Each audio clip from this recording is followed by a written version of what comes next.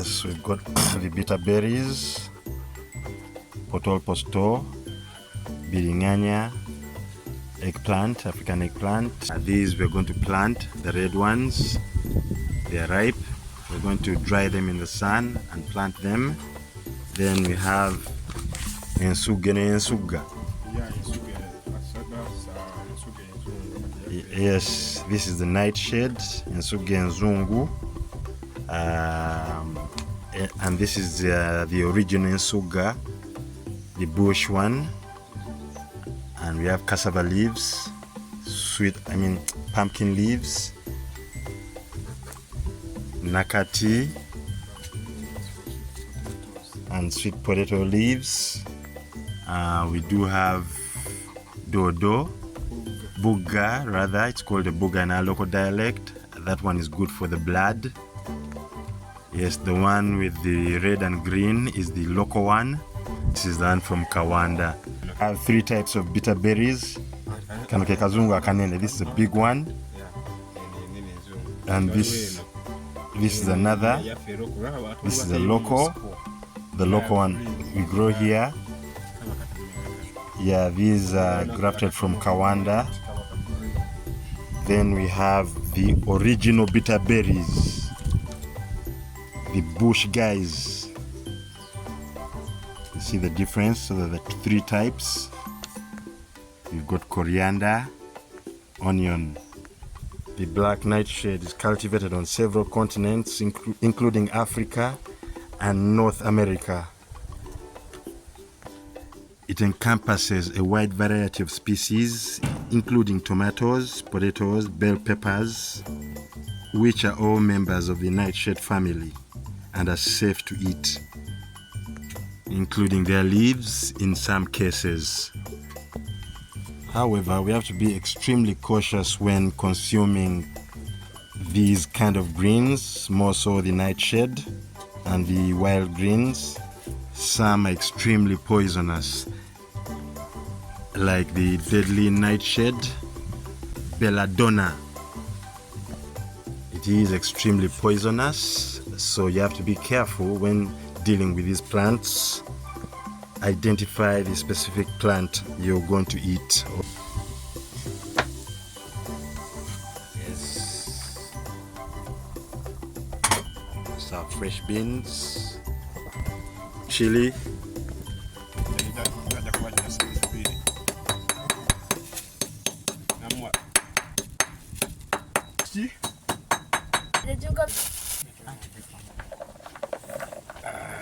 yes, an assortment of greens. Why it's called the black nightshade? It refers to a group of plants in the Solanum genus, particularly the Solanum nigrum. Yeah, the name comes from the dark purplish berries, which if ingested in large quantities can be toxic, so you gotta be wary. Niceness.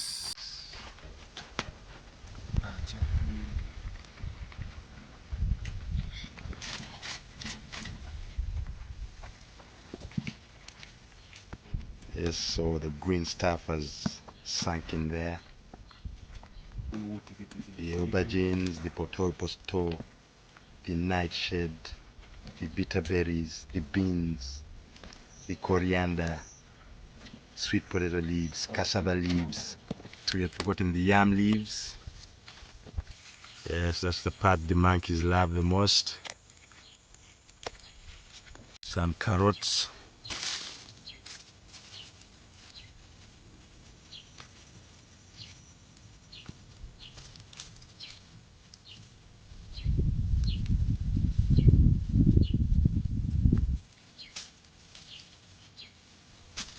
In goes the carrots and the tender shoots, yam shoots, packed with nutrients that the animals find irresistible. So do the monkeys.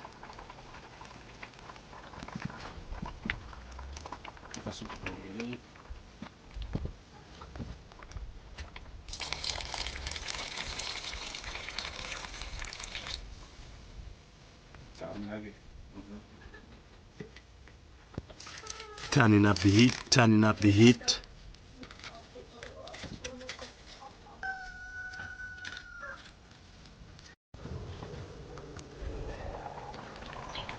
Yes, the beans are ready.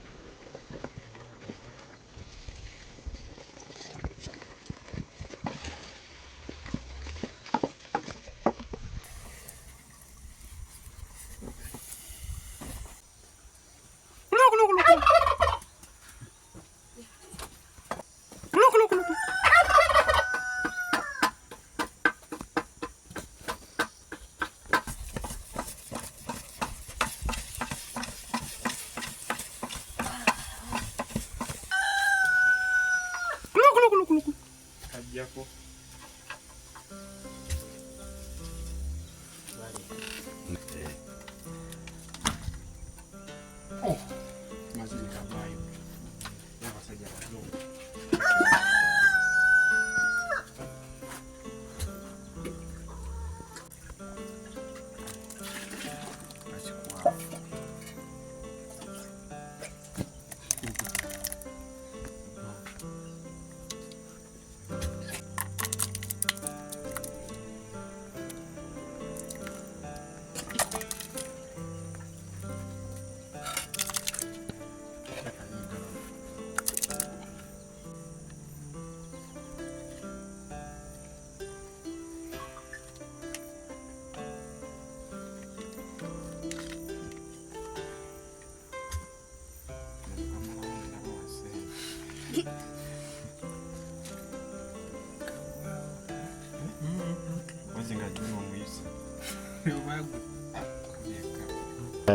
Yeah. Sawa yeyo. Emmere Mukama agiteekemu emikisa gyonna.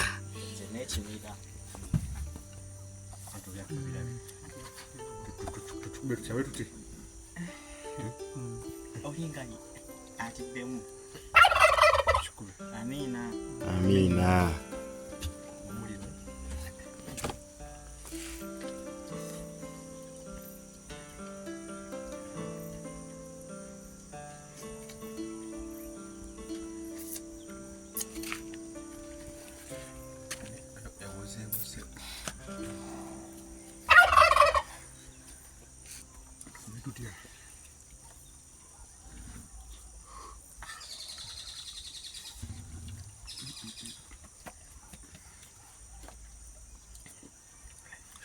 Omuliro gumwokyezza adaleta sitole akubye ku kifuba. Yes, the ugali is hot. It just showed him what time it is.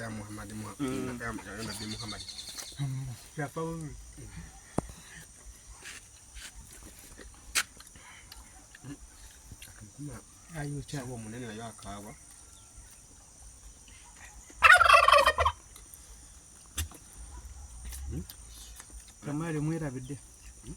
Twamutaddemu. Bemulya nga biwoze. Taata yomira bumiza. Wabiwocha. Nange.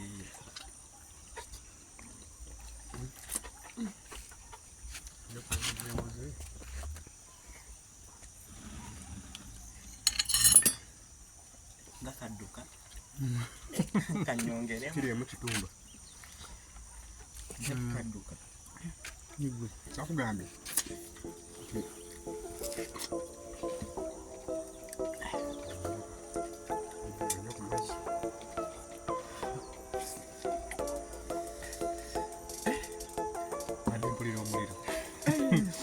Tudem.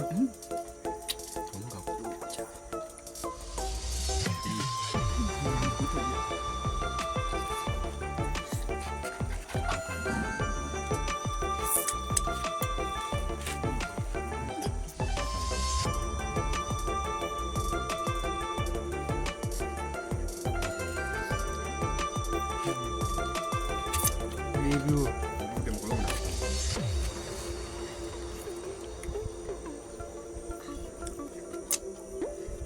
Matembo embwa tuzwadde. Kusooka malaba. Mpina yangu.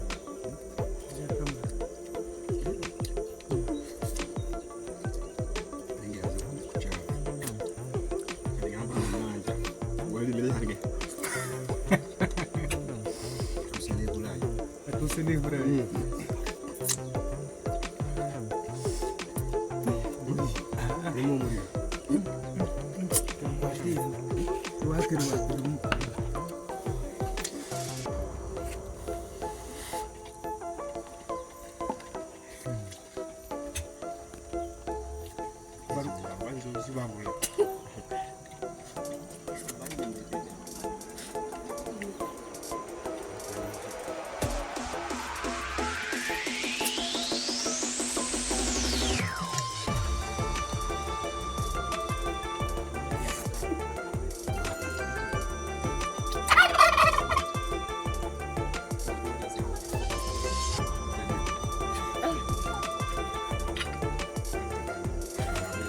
Baramu.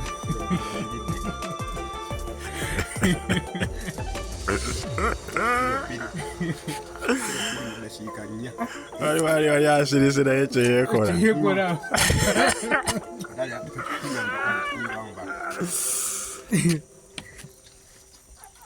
Akujigira eri wansi, kujigira eno mu firimu. Twagala kugula baago okujiga.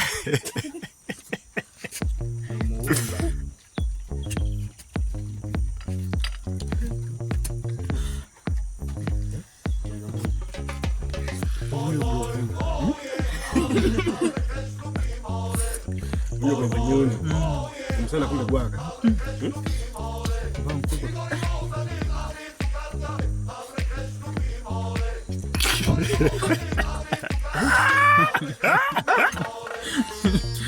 Mzee.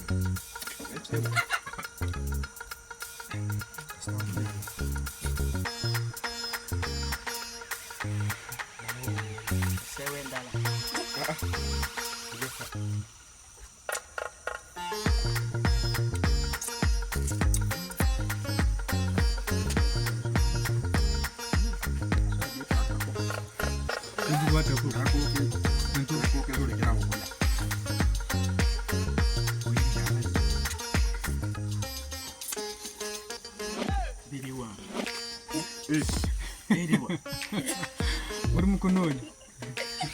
Uri kumundagala. Dale urira.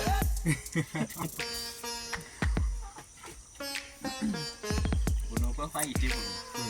Ndebo kirizibwa. Kubera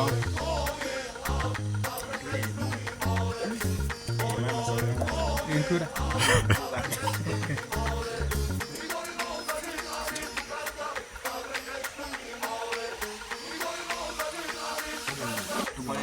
Uteso. Yabo ibali ko nkata. Ndemere yota. Jamani yamba, yamba yamba. Bamole. Kubari yamba. Ya ade ko muri emba zimwe ziri ku septic. Anyumirwa kava kokka. Kamba buli mwaji mwaji.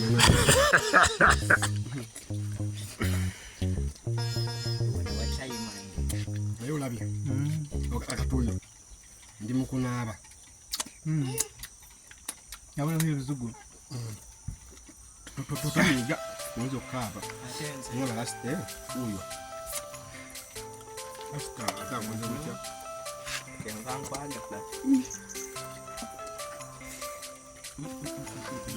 Abeno kyagize dda. Abasoose okumalawo akawunga tebakusoose.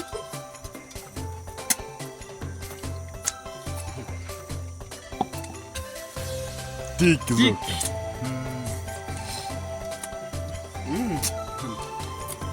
Tonaba. Fantastic. Endeka. Fenna. Impingu. Tik. Oba kunaaba. Oba.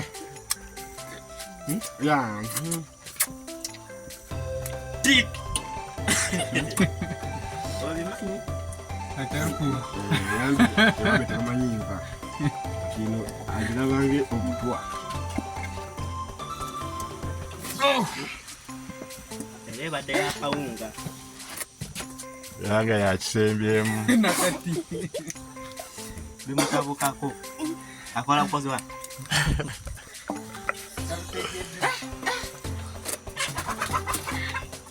Yanga n'ogeza tunaaba. Oyite mmere kebali. Beautiful sounds of the kingfisher bird. The chop, pause, chirrr.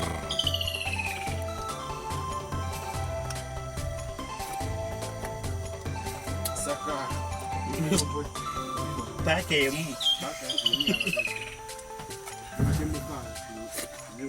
Nkulinze ati twakikutte fembi naye mulinze kati mulese naalya. Nadia. Muleseeyo. Akamere kali katya. Eh?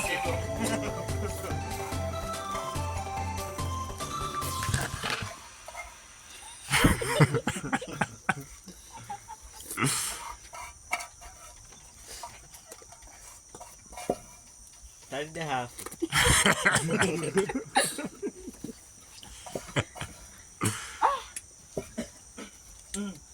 Olutala alugusiza tik. Maliza. Alwana. Togwa.